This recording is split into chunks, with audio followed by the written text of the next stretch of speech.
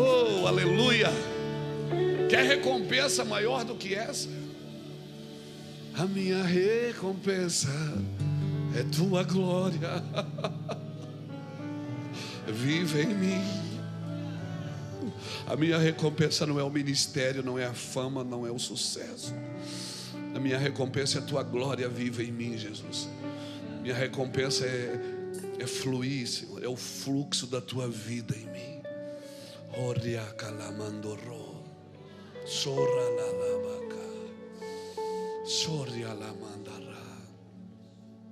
Eu oro para que a vida de Deus flua nos líderes dessa nação, nos pastores dessa nação.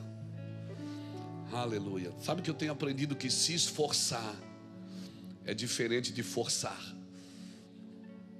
Quando o Senhor diz para você, se esforce, Ele falou isso para Josué, no capítulo 1, versículo 9, Ele diz, esforça-te e tem de bom ânimo. Quando o Senhor diz te esforça, é porque Ele já determinou uma palavra para você. Então Ele diz, se esforce sobre aquilo que você ouviu. Se esforce sobre aquilo que você já sabe. Se esforce para viver o que eu disse que você vai viver. Agora, forçar é diferente. Forçar é quando você quer abrir uma porta à força que Deus não tem para você. É você querer provocar uma coisa que Deus não tem para você. Você não precisa derrubar as portas que não foram abertas. É o Senhor que vai diante de ti. Quebrarei as portas de bronze e despedaçarei os ferrolhos de ferro. Então, cuidado, às vezes você está forçando uma barra, forçando uma entrada que Deus diz, isso não é para você. Quando você deveria se esforçar por aquilo que Deus te deu, por aquilo que é seu, por aquilo que Deus te entregou, isso é seu. João, isso é seu. Pega para você, isso aí é seu. Porque muitas coisas na nossa vida, irmãos, nós vamos ter que ter força para destruir. Mas força é para destruir, não é para edificar. Para edificar você não usa força, você usa sabedoria. Por isso que Deus usou Davi para um tempo para destruir, e depois usou Salomão com sabedoria para edificar. O problema é que quando você usa o dom que Deus te dá para você, isso é perigoso. Eu não vou economizar palavras, porque nós estamos aqui pastores e líderes, né? É ou não é? E a Bíblia diz, não ser de vós muitos mestres, porque sobre vós o arroxo é maior, a pressão é maior. Então não ser de vós muitos mestres, né? Agora uma coisa eu te garanto, a sua aliança com Deus, ela vai segurar todas as outras alianças. Ela vai segurar a aliança do seu lar, vai segurar a aliança financeira, vai segurar todas as suas relações com Deus, elas vão dar crédito a todas as outras relações. Por isso que uma pessoa que vai quebrando as relações com Deus, a intimidade com Deus, ela começa a correr risco em todas as outras áreas das suas relações, das suas alianças. Por isso que a Bíblia diz que aquilo que Deus une, aquilo que Deus faz, ninguém separa. Porque Deus, a aliança está presa no Senhor. Então, nós precisamos, como pastores e líderes, nós vivemos hoje numa cultura desenfreada de sucesso.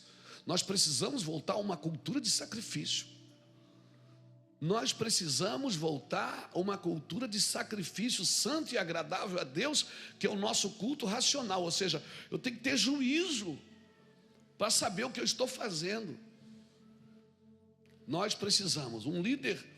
Claro que o objetivo de um sacrifício não é ferir você, porque se Deus é que faz a ferida, quem é que sara? Ele mesmo. Você não pode ser ferido por outras coisas e achar que é Deus que está fazendo. Nós precisamos entender isso, porque muitos líderes feridos, eles acham que estão sendo feridos pelo Senhor. Não. Talvez você está sendo ferido numa forçação de barra, numa coisa que Deus não quer.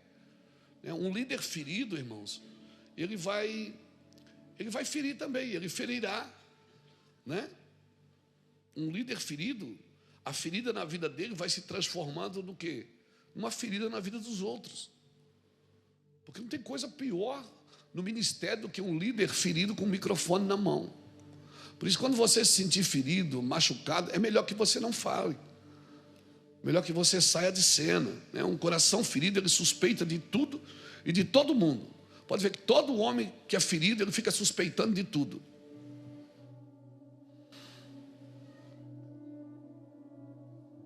Essa é a hora que você diz, ai, aleluia.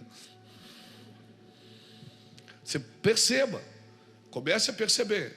Toda pessoa ferida, ela começa a suspeitar de tudo e de todos.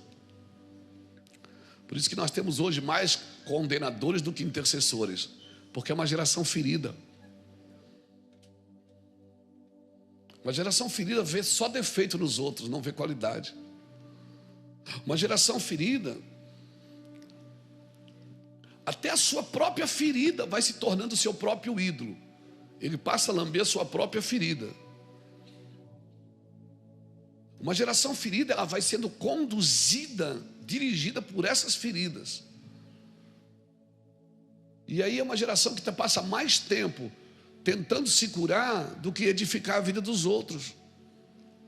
Não sei se você já percebeu isso nos nossos dias. Não, claro que eu não estou falando de você, não estou falando de outras pessoas. Eu estou falando de gente, né? E essas pessoas feridas, elas vão trabalhando só em prol da sua ferida.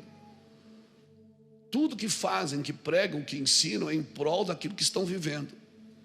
E eu vou te falar, e quem nada faz está sempre sentado numa postura de querer resolver tudo. Quer resolver tudo porque essa é a forma de se esconder servindo os outros. Como o pastor Ulisses sempre fala isso. O melhor lugar para esconder as suas feridas é na ferida dos outros. Então você passa tempo resolvendo o problema dos outros, mas você mesmo está precisando de ajuda. A nossa classe, irmãos, e pastores e pastoras, só quem conhece o coração de um pastor é Deus, o seu travesseiro e a sua esposa. E vice-versa, né? Mas nós precisamos entender. Eu não estou falando isso para desanimar, não. Eu estou firmado numa frase de Madame Guyon, que foi uma pregadora do século passado, da França. Madame Guyon, ela falava uma coisa interessante. Ela diz: por meios que parecem que vão destruir a sua igreja, Jesus a estabelece. Então, quando você vai percebendo assim que parece que a igreja vai sendo destruída por uma causa, Jesus quer justamente tirar a igreja dessa mentalidade e estabelecer ela, para que ela possa se livrar dessas coisas. Então a sabedoria e o amor de Deus vai destruir em você e em mim tudo aquilo que nós estamos construindo sobre o orgulho. Se prepare. Amém? Amém, irmãos? Tem líder que não se permite ser tocado por causa do orgulho. Mas eu e você precisamos entender isso, que tudo que eu estou construindo sobre o orgulho, Jesus vai derrubar. Porque eu tenho que construir sobre Ele. Ele é o fundamento, Ele é a pedra angular. E a pedra que os construtores rejeitaram passou a ser pedra angular. Quem é que rejeitou a pedra? Os construtores. E quem são os construtores? Somos nós, os homens e as mulheres, pseudos pastores. Por quê? Porque nós somos os construtores. Quem é a pedra de fundamento? É Jesus. O que é que Jesus está dizendo? Que a pedra, que Ele é o fundamento e os construtores rejeitaram. Então nós não podemos rejeitar os fundamentos de Cristo. Os fundamentos de Cristo sobre perdão, sobre renúncia, sobre sacrifício, sobre generosidade, sobre avanço. Tem um fundamento correto para isso, irmãos, e nós não podemos rejeitar. Nós não podemos aprender com o mundo a cuidar das coisas de Deus. Não é a terra que me ensina a cuidar das coisas do céu. Quem me ensina é o Espírito Santo. Você lembra de uma frase do pai de Sansão? Como é o nome dele? Manoá. Quando o anjo falou para ele que eles iam ter um filho, eles não podiam ter filho, eles eram velhos. Ela era estéril. A mãe de Sansão era estéril. E o anjo disse: você vai ter um filho, ele vai ser o libertador. Então Manoá pergunta para o anjo, quando ele chega, o Manoá pergunta assim: Saulo, é verdade que você falou que nós vamos ter um filho? É verdade. Ele faz a pergunta, ele diz assim: e quando o menino nascer, como que a gente cuida do menino? Ou seja, eu não tenho possibilidade humana nenhuma de ter isso. Se é o céu que está me dando, é o céu que tem que me ajudar a cuidar. Se é o céu que está me dando, se é alguém diferente que está nascendo na minha casa, é um presente de Deus, então Deus vai me ensinar a cuidar daquilo que Ele criou. Eu não posso aprender com a terra a cuidar das coisas do céu, irmãos. Mas parece que nós estamos rejeitando a pedra de fundamento. Nós, como construtores, estamos rejeitando. Estamos no curso deste mundo. E nós temos que nos livrar do curso deste mundo. A realidade presente da igreja, do mundo, do planeta, não é a realidade de Deus. Você tem uma agenda para cumprir, é a agenda de Deus. Você nasceu para cumprir, não foi para fazer. E se o que você está fazendo está fundamentado numa pedagogia mundana, Deus vai desmontar tudo isso. Deus vai desmontar tudo isso. Eu estou aqui para cumprir, não é para fazer. Para cumprir o que foi dito. E Jesus nasceu em Belém para que se cumprisse o que fora dito. Foi morar em Nazaré para que se cumprisse o que fora dito. Desceu a Galileia para que se cumprisse o que fora dito. Muitas vezes você vai ver nos evangelhos a Bíblia dizendo: isso aconteceu para que se cumprisse o que fora dito. Então Jesus não fez o que ele quis. Quando pediram para ele transformar a pedra em pão, ele disse: não é isso. Então faz um milagre para a gente saber que você é o Cristo. Só faça o que o Pai faz. Então me diz onde é que é o seu reino. Meu reino não é daqui. E nós cristãos estamos procurando uma forma adequada para se encaixar no curso deste mundo. Então se alguém pensa assim, eu tenho que pensar assim também. Se alguém faz isso, eu também tenho que fazer isso. Não, eu não tenho que procurar uma maneira adequada de me encaixar na cultura deste mundo, até porque o Evangelho não se hospeda em nenhuma cultura. O Evangelho é juiz da cultura, não hóspede. Então eu não tenho que me encaixar na cultura, no curso deste mundo. Eu tenho que viver de uma forma adequada a qual ao mundo que eu pertenço, para que o mundo que eu pertenço venha o teu reino e afete todos os impérios desta terra. Foi para isso que você foi chamado, para afetar os impérios da terra. Eu não tenho que procurar uma forma adequada para ser aceito, porque toda vez que você pisar fora da faixa para defender o Evangelho e o amor de Jesus, vai acontecer com você o que aconteceu comigo. Porque pessoas não suportam, elas têm que escolher um lado para amar e o outro vai para o inferno. Mas quando você é de cima, você não tem lado. Você quer salvar todo mundo. Você quer libertar todo mundo. Então, Senhor, venha o teu reino, seja feita a tua vontade, aqui na terra como é no céu.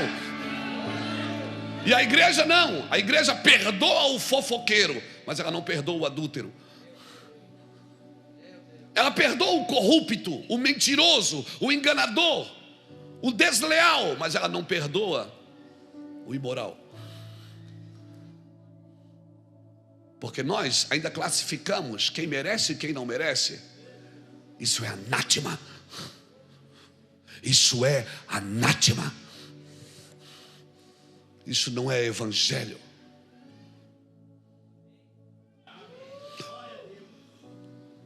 Uma dinâmica, outra. Hoje eu tô amanhã nas dinâmicas. Eu estou meio filosófico hoje, não estou, gente? Estou didático, não estou? Uma dinâmica. Pensa em alguém que você não gosta. É facinho. Pensou já deu. Já pegou. Pensa agora Jesus sentado na tua frente dizendo assim: eu quero que você a perdoe, que você a ame e que você faça uma visita a ela. E leve um presente, ou melhor, leve uma oferta. E diga: eu te amo. E eu te peço perdão. Mas eu não fiz nada. Jesus vai dizer: eu também não fiz. Mas eu te perdoei. Você que deveria morrer por mim, e eu morri por você. Vamos falar de evangelho. Vamos falar de pastores segundo o coração de Deus, Ulisses.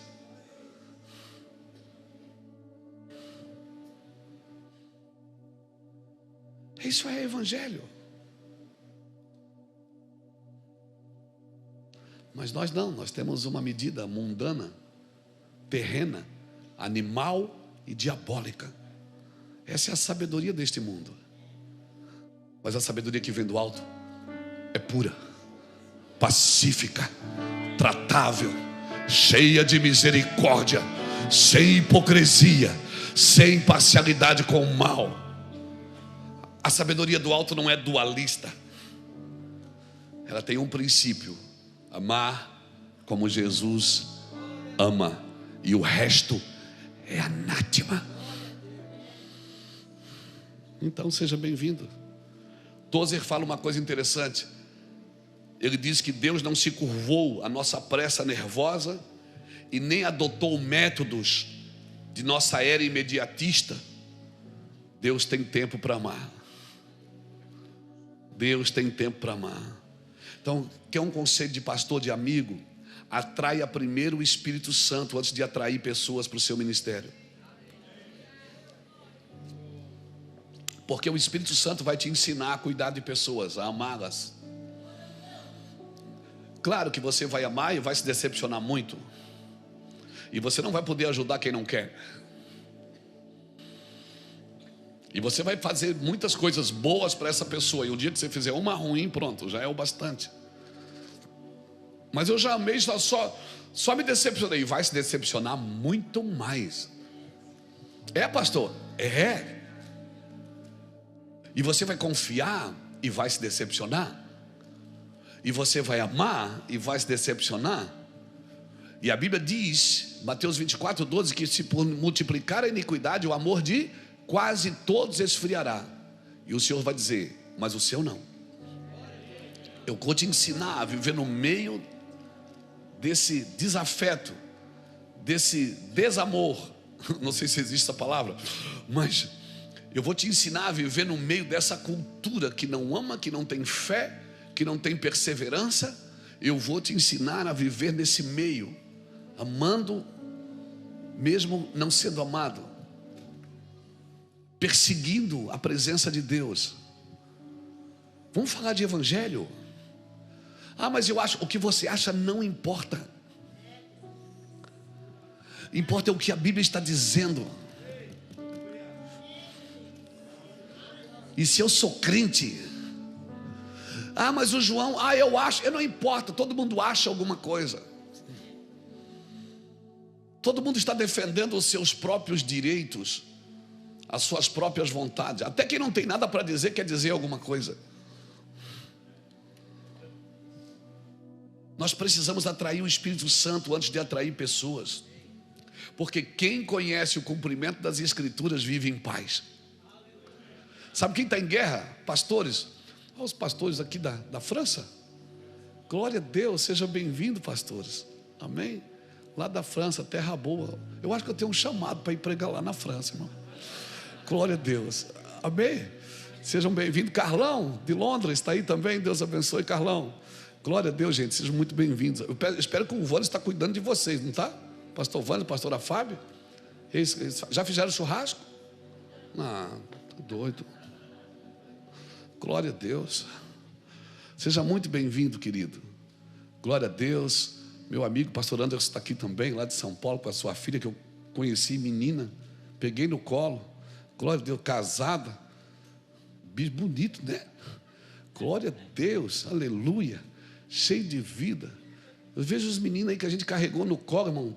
Pastor, você não faz o meu casamento? Eu digo, tu já vai casar. Quantos anos tu tem? Aí Iraci diz, amor, nós estamos velhos. Eu digo, tu tá velho, eu estou legal. Eu estou bem. Aleluia. Irmãos, deixa eu voltar aqui. Quem conhece o cumprimento das Escrituras vai viver em paz. Amém? Vai viver em paz. Se você está em perturbação constante, talvez você não está vivendo o cumprimento das Escrituras. Talvez você está criando a sua própria teologia, o seu próprio estudo acerca de Deus, achando que Deus acha coisas que Deus não acha, achando que Deus quer coisas que Deus não quer. achando que Deus faz coisas que Deus não quer fazer. Amém? E às vezes, irmãos, lembra quando Jesus chegou em João capítulo 20, versículos 19 a 23, que Jesus chegou, os discípulos estavam presos dentro de casa com medo dos judeus, Jesus tinha ressuscitado, e os discípulos estavam presos em casa com medo dos judeus. Jesus já chegou oferecendo paz, ele disse: a paz esteja convosco. A paz esteja convosco. E ele não falou mais nada, ele só soprou sobre eles o Espírito. Porque tem momentos que as palavras não resolvem, mas o gesto de Jesus demonstra amor por nós.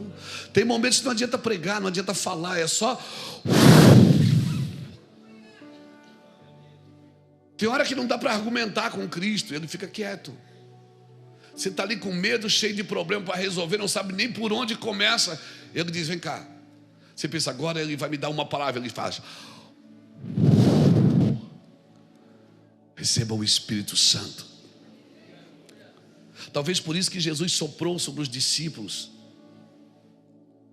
Soprar sobre eles significa, vocês não vão entender agora, mas vai ajudar vocês a ter paz.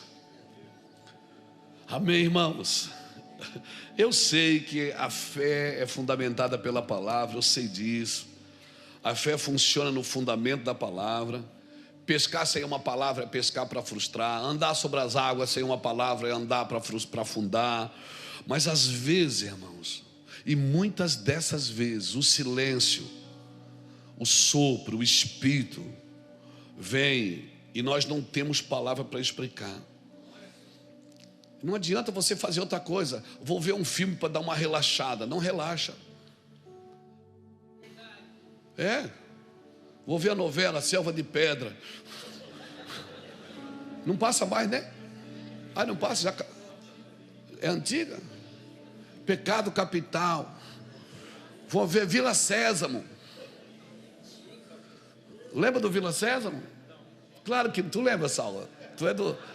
Tu é da era do Garibaldi lá, né? O Mapper Show, né? Tinha o Caco, baterista, que era o Sapo, lembra? Nós temos um baterista aqui que é quase... Porque às vezes não tem palavra. Jesus só chega e não adianta você ficar falando com todo mundo, não adianta você ficar ouvindo todo mundo. Tem hora que eu digo: não quero ouvir. Por quê? Porque eu não quero, meu espírito está sendo renovado. Ficar em silêncio. Quando Deus te chama para ficar com Ele, é para ficar com Ele, não é com celular, não é com filme. É para ficar com Ele. Solta tudo. E fica lá fazendo o quê? Nada. Mas eu não aguento. Aguenta. Você vai relaxar. Jesus vai soprar sobre você. Vai te dirigir, vai dizer para você as suas próximas palavras, as suas próximas reações. Amém, irmão? Aleluia. Eu quero pregar uma palavra, mas o Senhor disse: fala mais um pouco, depois a gente entra na mensagem. Me deram 2h30, eu vou ficar aqui, irmão. Então, o lugar que Jesus deveria ensinar sobre adoração, qual é? Era o templo. E onde é que ele ensina sobre adoração? Em Samaria, num lugar contaminado, por uma mulher que já teve 5 maridos e o que ela tinha não era dela. Mulher casou 6 vezes, irmão.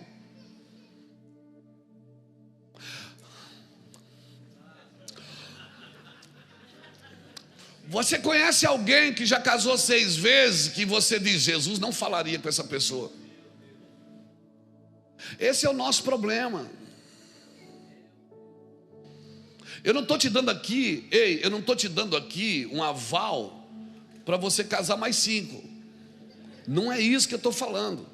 Eu estou falando que nós menosprezamos coisas e pessoas porque não cabem dentro do nosso currículo. E Jesus, que era para falar de adoração no templo, ele vai falar em Samaria, no lugar contaminado, Saulo. E ainda vai lá e chega, não diz para a mulher: olha, você precisa se converter, largar esse homem, que esse homem não é de Deus, você tem que se converter, mulher. Não, Jesus chega pedindo ajuda. Você pode me dar água?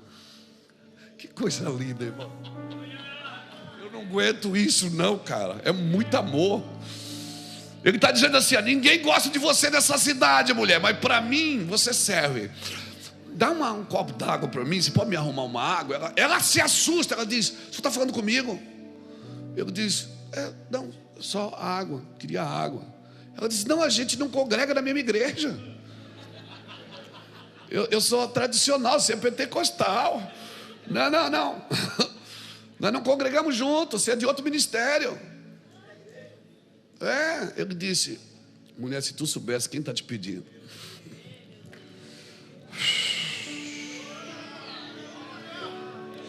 O problema é que você só pode salvar aquilo que você ama. E se você não ama o suficiente, você não tem uma palavra para salvar ninguém, meu amigo. Se você só consegue salvar quem você ama, por isso você precisa amar seus inimigos.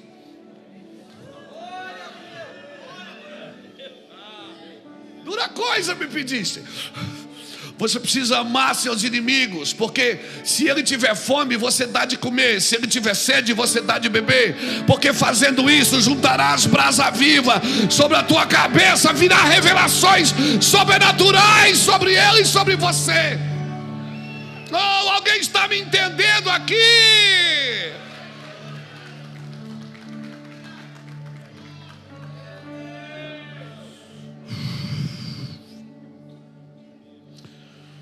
O lugar que ele deveria ensinar sobre adoração deveria ser o templo. Ele vai em Samaria, num lugar contaminado. E no templo ele faz o quê? Ele expulsa. Samaria ele atrai, e no templo ele expulsa. Não está meio fora do padrão humanista do que nós entendemos por igreja? Será que não está meio fora do nosso padrão? Não, nós estamos protegidos aqui, o mundo que está perdido. E Jesus diz: eu estou salvando no mundo porque vocês estão perdidos aqui dentro. Eu estou tendo que ir em Samaria porque vocês não vão. Eu estou tendo que engadar porque vocês não vão. Eu estou tendo que ir fazer algumas coisas porque vocês não fazem.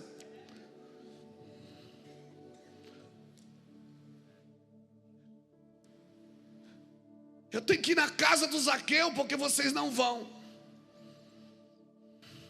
Porque ele é cobrador de impostos. Zaqueu desce. Zaqueu sobe para ver. Jesus diz: desce. E foi a única coisa que Jesus falou para Zaqueu. Jesus não pregou para Zaqueu, não chamou ele de ladrão, não chamou ele de mentiroso, não chamou ele de político corrupto. Jesus não falou nada. Jesus só disse: desce.